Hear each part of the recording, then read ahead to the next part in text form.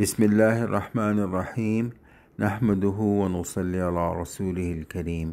رسول اللہ صلی اللہ علیہ وسلم کا حدیبیہ کا جو رستہ ہے اس میں یہ سینڈ ڈونز آتے ہیں اور ان کا نام ہے عروق العشاش۔ چھوٹی ہائٹ کے سینڈ ڈونز ہیں، لینئر سینڈ ڈونز ہیں، دونوں طرف ریت ہوتی ہے اور بیچ میں سے جو ہے رستہ چلتا ہے۔ تو یہ ایک بہت ہیوج ایریا جس میں یہ سینڈ ڈونز پھیلے ہوئے ہیں، تقریباً 10 کلومیٹرز بائی 3 کلومیٹرز کا ایریا جس میں یہ ساری یہ سینڈ ہی پھیلی ہوئی ہے۔ تو رسول اللہ صلی اللہ علیہ وسلم جہاں جہاں سے گزرے ہیں، ہمارا یہ ایک عقیدہ، ایک بیلیف ہے کہ وہ مقامات ساری کائنات سے زیادہ قیمتی ہیں۔ یہ جو سینڈ ہمیں نظر آ رہی ہے، اس کا ایک ایک ذرہ، ایک ایک سینڈ پارٹیکل ساری کائنات سے زیادہ مہنگا ہے، اس سے زیادہ ایکسپینسو ہے۔ اور وہ پیچھے بیک گراؤنڈ میں ہمیں نظر آ رہے ہیں جبال الناصریہ، اور اسی میں ایک سلسلہ چلتا ہے جس کو کہا گیا ہے جبل ابو الزوالہ، اس کے اوپر انصاب الحرم بھی لگے ہوئے ہیں ماشاءاللہ۔ تو پورا ایریا بڑا ہی بلیسڈ ہے۔ اور پیچھے جہاں سے ہم آئے تھے وہاں تھی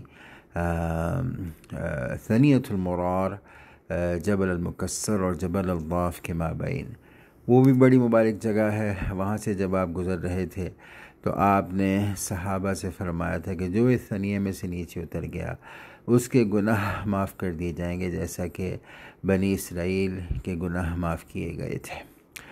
تو یہ سارا حجاز ہی ایسا ہے، سبحان اللہ، حجاز مقدس و معظم، اس کی جو عظمت ہے، اس کا جو تقدس ہے، وہ ہماری سمجھ سے کہیں بالاتر ہے، سمجھ سے بہت اونچا ہے۔